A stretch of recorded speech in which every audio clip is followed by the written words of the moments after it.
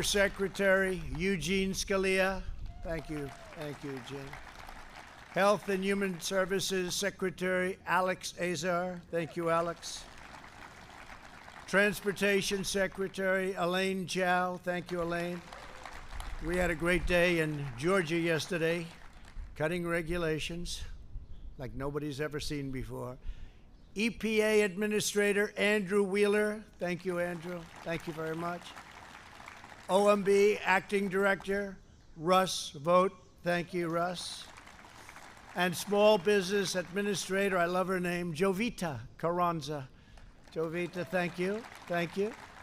And CMS Administrator Seema Verma. Thank you, Seema. Great people. Those are great people. They're doing an incredible job. I also want to thank the many state and local tribal leaders who join us in this great cause. Thank you very much, and thank you for being here. We appreciate it. Thank you all very much. What we have achieved together is truly without precedent, never happened before. The previous administration added over 16,000 pages of heavy-handed regulations to the Federal Register. That's why nothing got done. Under my administration, we have removed nearly 25,000 pages of job-destroying regulations, more than any other president by far in the history of our country, whether it was 4 years, 8 years, or in one case, more than 8 years. The prior administration piled up more than 600 major new regulations, a cruel and punishing regulatory burden that cost the average American an additional $2,300 per year. Think of that. The average American, $2,300 regulation, hitting low-income Americans by far the hardest. These regulations also inflicted a steep economic toll on African-American communities. By contrast, our reforms are putting more money into the pockets of hardworking Americans. In addition to saving every family more than $3,000 per year, my administration has just issued another reform that my Council of Economic Advisors estimates will lower the price of new vehicles by more than $200 per vehicle, and I think we're going to get that up to $3,500 per vehicle. It's very exciting. And by the way, the vehicles will be better, they'll be stronger, and they'll be safer. Our regulation cuts are also delivering massive savings on broadband internet services, and some home energy bills will be really historically cut. It's actually amazing, as well as historically low gasoline prices. Gasoline prices, you look today, I think it was $1.99. At the same time, we saved our oil companies. We're now the largest, since we've been here, the largest energy source in the world. Nobody's even close, so it's great. But we saved them. They had a hard time a number of months ago, and frankly, for a long time, but we've saved them. But $1.99, they were telling me, in some cases lower than that. We're bringing back consumer choice in home appliances so that you can buy washers and dryers, shower heads and faucets. So shower heads, you take a shower, the water doesn't come out. You want to wash your hands, the water doesn't come out. So what do? You just stand there longer, or you take a shower longer? Because my hair, I don't know about you, but it has to be perfect. Perfect.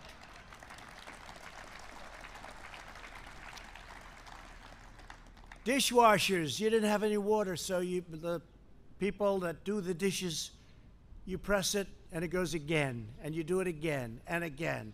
So you might as well give them the water because you'll end up using less water. So we made it so dishwashers now have a lot more water, and in many places, in most places of the country, water is not a problem. They don't know what to do with it. It's called rain. They don't have a problem. And old-fashioned incandescent light bulbs, I brought them back. They have two nice qualities. They're cheaper and they're better. They look better. They make you look so much better. That's important to all of us. But they're better and much cheaper. And they were mandated out, legislated out, and we brought them back, and they're selling like hotcakes. We stopped the egregious abuse of the Clean Water Act, which extreme activists have used to shut down construction projects all across our country. When I signed that legislation, I had many farmers and construction people standing behind me, people that haven't cried since they were a baby, some of them never even when they were a baby, and they were crying. Many people were crying. We gave them back their life. They took away their land. They took away their rights. They took away their life. By reining in EPA overreach, my administration has returned the agency to its core mission of ensuring clean air, clean water, and a truly pristine natural environment. Our air now and our water is as clean as it's been in the last 4 decades. Yesterday, our country achieved yet another groundbreaking milestone by completing a sweeping overhaul of America's badly broken infrastructure approval process. It was totally out of control. Instead of taking up to 20 years to approve a major project, we're cutting the federal permitting timeline, it's already been done, to a maximum of 2 years or less, in some cases even less than 1 year. And it's possible that it won't qualify. It's possible that it won't be good environmentally or safety-wise, in which case, at least in a period of a year or two, we'll raise the hand and you won't make it. But most projects will make it, but you won't go for 10, 15, 18, or 20 years. There are many horror stories that we could relate. We're reclaiming America's proud heritage as a nation of builders. My administration has also eliminated massive regulatory barriers in our battle against the China virus. These actions save countless lives, speeding up the production of equipment. That means ventilators like nobody's ever seen before. Probably the greatest source of manufacturing, the greatest achievement since World War II.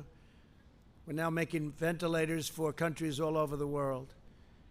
In medicine, accelerating the delivery of life-saving treatments and ensuring that we will have a vaccine in a record time. We're doing fantastically well on that. That'll be for another time, another meeting, but we are doing on therapeutics and vaccines incredibly well. No administration in history has removed more red tape more quickly to rescue the economy and to protect the health of our people. When you think of it, we are all set up that as we get the vaccine or therapeutic, and we're set up militarily, we're going to be delivering it in record time. It's all set to move. We put an investment up front, and we have logistical people, generals, great people. They're going to be delivering this all over the country as soon as we have it, and we've made tremendous progress. You've been reading about it. In total, we've taken more than 740 actions to suspend regulations that would have slowed our response to the China virus. This includes lifting restrictions on manufacturers so that our great auto workers could produce more than 100,000 ventilators. So we've done over 100,000 in 100 days. Think of that. And we didn't have ventilators. We weren't set up for ventilators. We became a country that's making a lot of them, helping so many others. Countries that are never going to be in a position to make them. They're complex, they're expensive, they're big, very, very, very tough to do. And we've saved a lot of lives. And there's never been a person in our country, even though we started with almost nothing. I say the cupboard was bare when we took over. We started with nothing. There's never been a person in our country, even though we had just absolutely no, we were going on empty, never been one person that needed a ventilator that didn't get it. Think of that. Not one person. As complex as they are, as big, as expensive, take a long time to get them done. Not one person has ever needed a ventilator that didn't get it. We made telemedicine, thank you. Great job. Great, really a great job. The people here, they get no credit for it. I don't want any credit. They should get the credit, but they get no credit. But we've done a great job helping so many other countries now. We made telemedicine available to all American patients and allowed doctors to work across state lines. I will tell you, the telemedicine is something that's really gone up by thousands and thousands of percentage points, because what happened is people that wouldn't even think of using telemedicine all of a sudden started using it, and it's really turned out to be good. Really turned out to be good, and it solved a lot of problems. So that's something that's been great advancement. Furthermore, I've ordered federal agencies to look for ways to make these healthcare reforms totally permanent. Vice President Pence is also working closely with state, local, and tribal leaders to streamline occupational licensing. Over 30 states have taken steps to reduce these barriers to unemployment and to employment, and including a state that I love very much. I have a little history in that state, the great state of Alaska. Thank you very much, Governor, for being here. Mike Dunleavy. Mike, thank you very much. In Idaho, Governor Brad Little, who is here today with us as well, set a new record for regulatory relief. Good job, Brad. Good. Good governor. Great governor. Two great governors. The American people know best how to run their own lives. They don't need Washington bureaucrats controlling their every move and micromanaging their every decision. With each regulation we cut, we are not only returning the money and the power to our citizens, we are draining the Washington swamp, and they're not happy about it, I can tell you that. I think you know that. The swamp was deep, I just didn't know how deep. Deeper than I thought. Joining us today are a few of the countless Americans who are personally benefiting from our pro-worker reforms. Joe Cambria owns Cambria Truck Center in New Jersey, good state, New Jersey, and it's been really something that he's seen firsthand, how our regulation cuts have helped create thousands and thousands of jobs. Joe, please come up and say a few words. Thank you, Joe.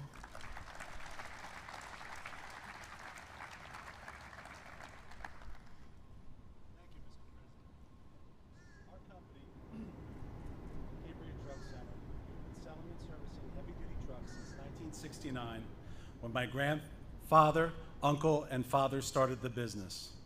In the past 3.5 years, the Trump administration has kept its promise to right-size regulations. I want to thank you for that, President Trump. Regulatory reform in the energy sector creates jobs, reduces costs for our communities, and puts trucks to work. Streamlined permitting and creating an environment that allows for efficient construction and infrastructure repair and development has the same effect. As a result of these regulatory reforms, our industry has seen record sales of heavy-duty trucks, which has been a boon to dealerships like ours, as well as the environment. When new trucks replace older models, there is an environmental benefit. Current powertrains have near zero emissions today, and we're going electric, as well as increased safety, like shorter stopping distances and collision avoidance technology, safer on the road. It has also been nice to hear made in the USA again. Bringing manufacturing back to our shores helps our industry and our entire country. In short, when we cut red tape, we create an economy that is responsible and sensible. We as Americans all win. Thank you, President Trump. Thank you very much. Thank you. Good job. Good job. That was easy, wasn't it? Huh? Thank you very much. Great job. Dr. Amy Johnson is a nurse practitioner in rural Virginia. Amy, please come up and share with us how important expanded health care and telehealth has been for you and your patients. Thank you. Thank you very much. Thank you, Mr. President. Good afternoon. My name is Dr. Amy Johnson, and I'm from Bedford, Virginia. Telehealth deregulation has been of substantial benefit to my colleagues and I over recent months during the COVID-19 crisis. Prior to COVID restrictions, our small local hospital that had limited access to specialty services used telehealth for neurological, mental health, and palliative care consults. However, telehealth was not something that was used within our primary care setting. Since the deregulation of telehealth restrictions and expansion of guidelines through CMS, we've had the opportunity to integrate video and audio visits as part of our patient care experience. During the COVID crisis, there were days when almost all of my visits were done via telehealth. This allowed me to continue to care for my patients, including those that were the most vulnerable, without risking exposure to illness by bringing them into the office setting.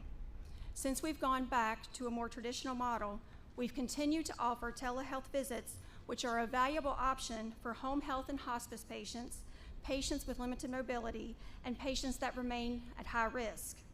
As a farm safety specialist, I can see the use of telehealth expanding to offer more services to our farming population and rural Americans, including much needed mental health services, which are unfortunately very sparse.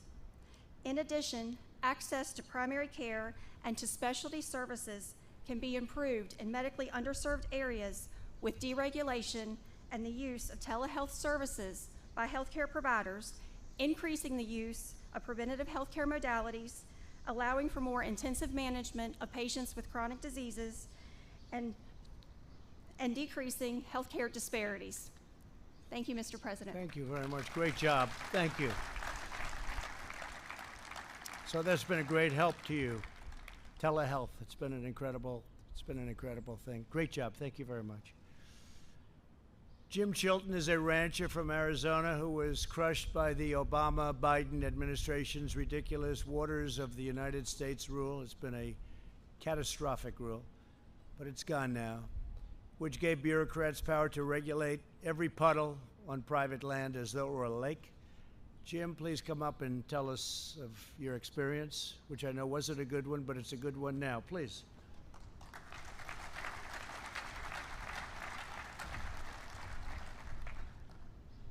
I appreciate the invitation, President Trump, to be here.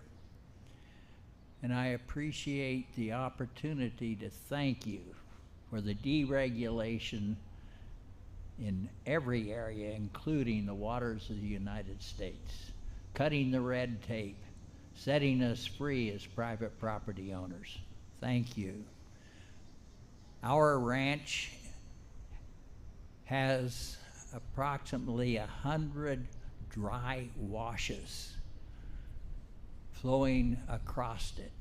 These are little washes with no water. The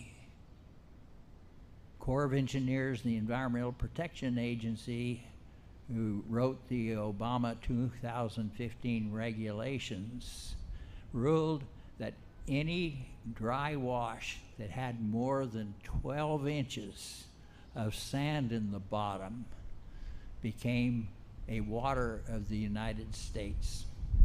Hence, we were subject to regulations and oversight from Washington, D.C. and San Francisco. It was outrageous. I believe that the 2015 rules and regulations were overreaching, caused red tape, and threatened me and other farmers, ranchers, businessmen, and landowners with the possibility of going to jail and facing huge fines. Thank you, Mr. President, for the navigable water protection rule that you promulgated. It has set us free. The heavy hand of government is no longer on our shoulders. Thank you, Mr. President. Thank you, Jim. Thank you very much. Thank you, Jim.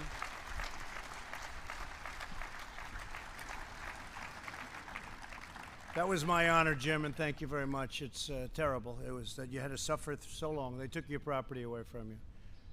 And you want to take care of your property better than any government is going to tell you to take care of your property. You'll take care of it better, so we don't have to worry about that. Thank you very much. Beautifully said. Thank you. I want to, just as president, say that I will always fight to defend your rights and your freedoms. I will fight very hard for your rights and your freedoms. The hard left wants to reverse these extraordinary gains and reimpose these disastrous regulations. They want to take what we've taken off, Jim, and they want to put them back on. And I guess they can do that. You'll fight them for a little while, but eventually you'll lose. And they want to bury our economy under suffocating, relentless landslides of Washington red tape like we had before I got here.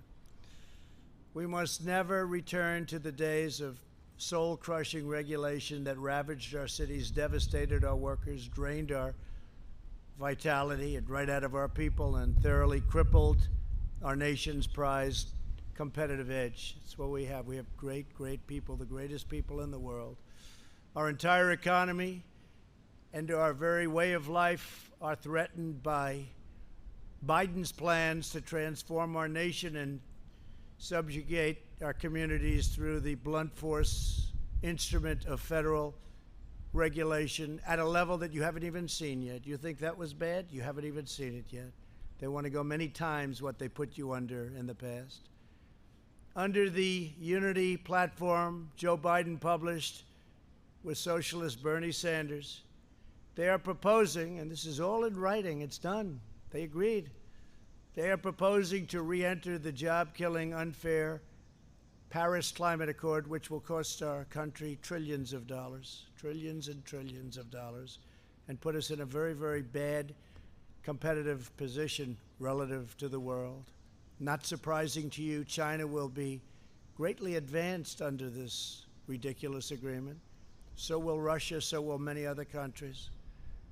They propose to mandate net zero emissions from all new homes and buildings, skyrocketing the cost of construction and putting the goal of home ownership out of reach for millions, destroying the look of the home, the beauty of the home. I'm somebody that's built many homes, many buildings. If you take a look at this, it doesn't look good. You still have to sell, right? You still have to sell. But they've put it out of reach from a cost standpoint, totally out of reach. It's not practical, it's not good, and it doesn't work. They want to eliminate carbon from the U.S. energy industry, which means abolishing all American oil, clean coal, and natural gas. No coal, no gas, no oil, nothing to fire our massive plants. The result of this federally mandated shutdown would be the wholesale destruction of the entire energy industry and many other industries, the economic evisceration of entire communities, and the unfettered offshoring of millions of our best jobs to foreign countries and foreign polluters. Millions and millions of jobs would go. Thousands and thousands of countries would be at a level that you've never seen. Companies would be disappearing left and right, just like they did with NAFTA, which we terminated for the USMCA, which is another beauty that we've done, not for now, but another great beauty. But thousands of companies, plants, factories would be closed. Under this dismal future, energy would be unaffordable for the vast majority of Americans, and the American dream would be sniffed out so quickly and replaced with a socialist disaster. The Democrats in D.C. have been and want to, at a much higher level, abolish our beautiful and successful suburbs by placing far-left Washington bureaucrats in charge of local zoning decisions. They're absolutely determined to eliminate single-family zoning, destroy the value of houses and communities already built, just as they have in Minneapolis and other locations that you read about today. Your home will go down in value and crime rates will rapidly rise. Joe Biden and his bosses from the radical left want to significantly multiply what they're doing now. And what will be the end result is you will totally destroy the beautiful suburbs. Suburbia will be no longer as we know it. So they want to defund and abolish your police and law enforcement, while at the same time destroying our great suburbs. The suburb destruction will end with us. Next week, I will be discussing the AFFH rule. AFFH rule, a disaster. And our plans to protect the suburbs from being obliterated by Washington Democrats, by people on the far left that want to see the suburbs destroyed, that don't care. People have worked all their lives to get into a community, and now they're going to watch it go to hell. It's not going to happen, not while I'm here. The Biden-Bernie plan would also use the weapon of federal regulation to tie the hands of our police departments by abolishing cash bail. Think of that. Think of that. Bail. No problem. They killed somebody, let them out. Take a look at what's happening. Crime in New York City up 368% from just a short while ago. They got rid of a lot of police, and they're in the process of doing it $1 billion. They probably want to abolish. It's not even believable. When I first heard about it, when you first heard about it, you didn't think it was real. You didn't think it was believable. Just like the Green New Deal. How crazy is that? But they're actually trying to put it into play. It'll mean the end of this country. So by getting rid of bail, they are incentivizing jail and prison closures. They want to get rid of prisons. They don't think anybody should go to prison. Setting loose violent criminals, appointing left-wing social justice prosecutors, like you have in Philadelphia, where people creating and doing the most criminal of acts are let go, in many cases, immediately, and making our wonderful cops, our great, great police, cops, subordinate to distant bureaucrats who have never spent a day in their lives fighting crime. Unlike the socialists, we believe in the rule of the people, not the rule of the unelected bureaucrats that don't know what they're doing. We believe in the dignity of the individual, not the iron grip of the state. Our regulatory reforms are vital, not only to the success of our economy, but the strength of our democracy and the survival of liberty itself. My administration will continue pressing forward until we have made every last vestige of Washington fully, completely, and totally accountable to the citizens of the United States. We are putting our faith in the workers who power our country, the doctors who care for our country, the truckers who sustain our country, and the farmers and ranchers who preserve our country in all of its majestic beauty. The American people are the ones who made our nation great, and together we will make it greater by far than ever before. God bless you, and God bless America. Thank you very much for being with us. Thank you very much. Thank you. Thank you very much. Thank you. Thank you.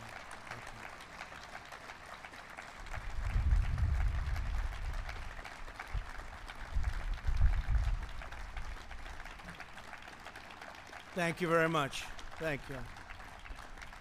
We must have said something right. I guess we said it absolutely right. It's about our country. It's about our country. We want to be strong. We want to respect everybody, but we have to have strong law enforcement, and that's taking place in the areas that we're responsible for. We want others to call us for help. There's nothing wrong. Let Chicago call. Let Seattle call. We were going into Seattle, all set to go, and then they did it themselves. They heard we were coming in, and the hands went up. They gave up. I mean, it's so terrible when you see what's happening. Minneapolis, we said, get the guard in there. 3 nights, get the guard in, get the guard. We got the guard in. The National Guard, they've done a fantastic job. As soon as they showed up, it was like a knife cutting through butter. You saw that, right? After 4 days of horror. It wasn't the police's fault in any of these places. They were told to leave. The police are, generally speaking, they do a great job. They were told to leave, but you saw what happened. Minneapolis, grab your gun and run. That's not what they wanted to do. But the National Guard came in, and we did a great job. No problem after that, you notice? We just passed a statues and monument executive order, and they were going wild. They see that beautiful, look at it right there, it's so beautiful, the Washington Monument. If they had their choice, they'd take it down, and I guarantee you they'd rename it. They want to rename it. They want George Washington out. They want Thomas Jefferson out. They want Abraham Lincoln out. They want abolitionists out. They don't know what they want. They just want to destroy our country. We're not going to let it happen. We're not letting it happen. So I'd now like to ask Vice President Mike Pence to say a few words. Thank you, Mike. Thank you.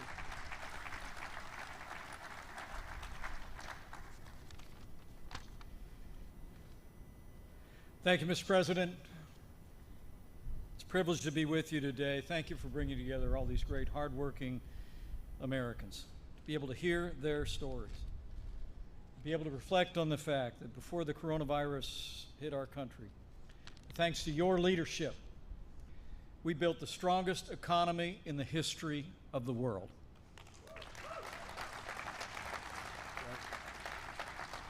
In 3 short years, Mr. President, you kept your promise to the American people. We cut taxes across the board.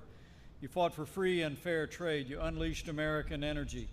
And you rolled back regulations to help all Americans. And after 40 years of over-regulation, Mr. President, you delivered 4 years of regulatory freedom.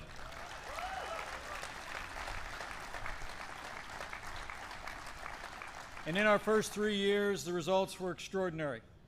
Businesses large and small created 7 million new jobs. Wages rose at their fastest pace.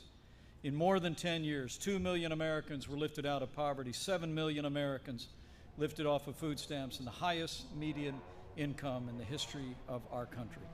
And Mr. President, as you just reflected, a centerpiece of that was lifting red tape off the American people and American free enterprise. I remember those days in the campaign 4 years ago when you promised that for every new regulation, we'd eliminate 2 rules off the Federal Register. But as you just said, Mr. President, for every new regulation put on the books, you actually repealed nearly 8 regulations off of the American people and the American economy. And this president has already signed more bills rolling back federal red tape than any president in American history.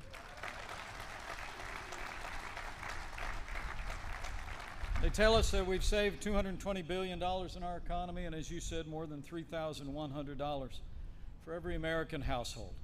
And beyond all of that, the regulatory reform now has America as the largest supplier of oil and natural gas in the world and a net exporter of energy for the first time in 75 years. That's what your deregulation agenda delivered. And today, Mr. President, as we continue to respond to the coronavirus pandemic, at your direction, we're ensuring that our states, our hospitals, and our extraordinary healthcare workers have not only the supplies they need, but the freedom and the flexibility to give every American the same level of care that each one of us would want a family member to have. And as we meet this moment in this pandemic, we're also opening up America again. It's extraordinary to think, Mr. President, at the height of this pandemic, our economy had lost 22 million jobs, but because of the strong foundation that you laid of less taxes and less regulation, in 2 short months, May and June, saw record-breaking job creation. We've already added 7 million jobs back to the American economy, and we're just getting started. This record job growth, Mr. President, is a tribute to the resilience of the American people, strength of their character. It's a resilience to your leadership, to the agenda that you advanced in our first 3 years. But as you said, Mr. President, it's also a tribute to governors across the country who not only supported your agenda, but also in more than 30 states, governors actually delivered on that same agenda of less taxes and less regulation. And while I've been leading the White House Coronavirus Task Force, it's also been my honor, Mr. President, to lead the governor's initiative on regulatory innovation and to work with these extraordinary governors. The truth is, because of your leadership and example, governors across the country have been reducing the burden of regulations at the state level And that's what's contributed to the strong foundation on which we are standing, and the American recovery has already begun. Fortunately, as you mentioned, we have two of those great governors with us today. Now, the first is a governor who in his very first year in office cut or simplified more than 75% of his state's regulations and cut the administrative code by 20%. Would you all join me in welcoming Idaho's great governor, Brad Little, to tell us Idaho's story of deregulation. Thank you, Mr. Vice President. Mr. President, it's a great honor to be here. As the Vice President alluded to, our route to rebound is dependent upon the red truck, not the blue truck. What we did in Idaho, where we had the third lowest unemployment, the third fastest income growth of any of the states, particularly for those at the lower end of the income, was to match up with your regulatory reform and make more opportunities available. Whether it be the spouse of a military veteran that came there that wanted to have their license and their home state transferred, which today I can proudly say takes us 1/2 day to get that done so that those people can be there. Right. Whether it's a small business that wants to break through and remove the regulatory friction that existed there before. But as this economy changes as a result of what's taken place, you have to free up all Americans to have that freedom to create a new opportunity. One of the things that we did that we heard about from the good doctor was telehealth. Between CMS, the department, and what we did in Idaho, we increased telehealth availability in Idaho by 4,000%. Idaho is a rural state. Idaho is a state where accessibility and the cost of health care is always an issue. It's the combination and the teamwork of your administration and what we've done that made that available to where we will rebound in Idaho, and thank you very much, Mr. President. Thank you very much, Brad. Thank you. Thank you, Brad. Thank you, Governor Little. And finally, Mr. President, allow me to introduce a governor who told us in December when you kicked off the governor's initiative on regulatory innovation that in his first year in office, his administration modified or rolled back 239 different regulations in over 100 professions. He is making sure that Alaska is open for business and prospering with less taxes and less regulation. Join me in welcoming Alaska's great governor, Mike Dunleavy.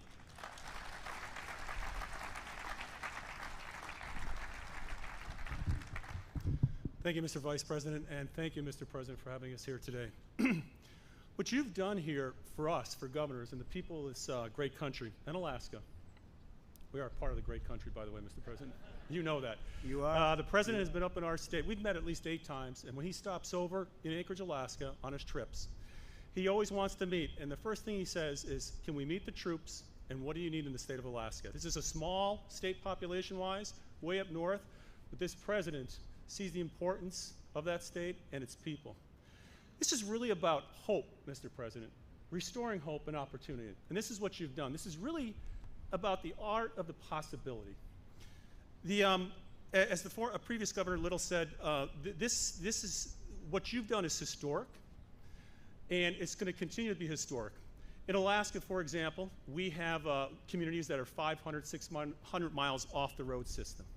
The telehealth regulations that have been put in place now are not only going to be good for medicine, but they're going to save lives as a result of the work that you and your team have done. We look at our resource development. We look at businesses, small and big, and you've renewed hope that it is possible to achieve the American dream.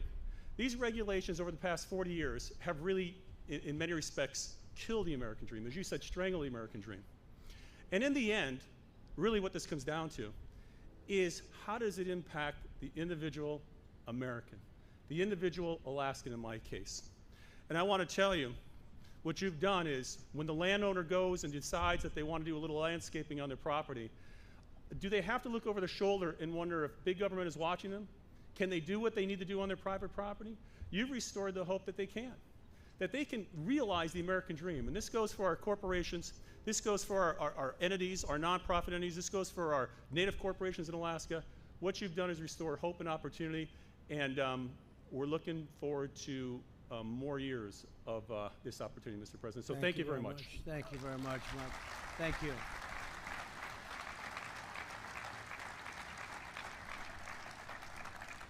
So we have many exciting things that we'll be announcing over the next 8 weeks, I would say. Things that nobody has even contemplated, thought about, thought possible, and things that we're going to get done, and we have gotten done. We've started in most cases, but it's going to be a very exciting 8 weeks.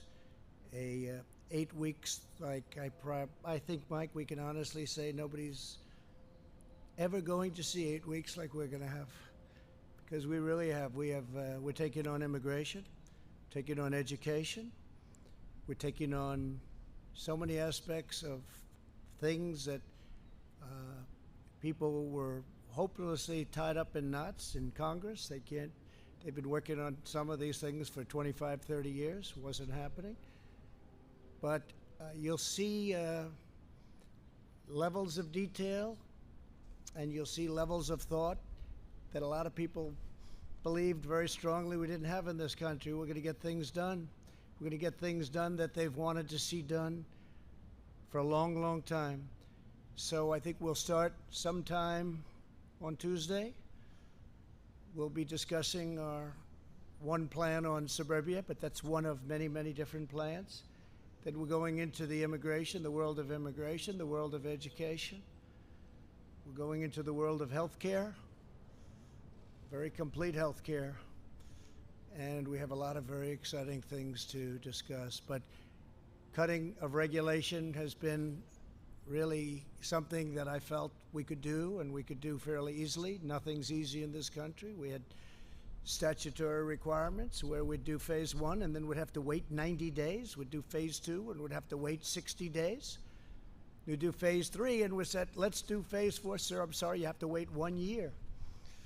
But we were able to do things that nobody has ever been able to do, or even close, on deregulation. And these trucks, this really is a great little example. I don't know who thought of this idea, but it's actually quite simple and quite good. Is that Brooke? Quite simple and quite good. I don't love having that big sucker hanging over my head. I want to get out of here as fast as possible. But I do want to thank you all. Incredible people. You've done an incredible job. And to the speakers, please, thank you very much. Great job. Thank you very much. Thank you, everybody. Thank you. Thank you. Thank you, Brett.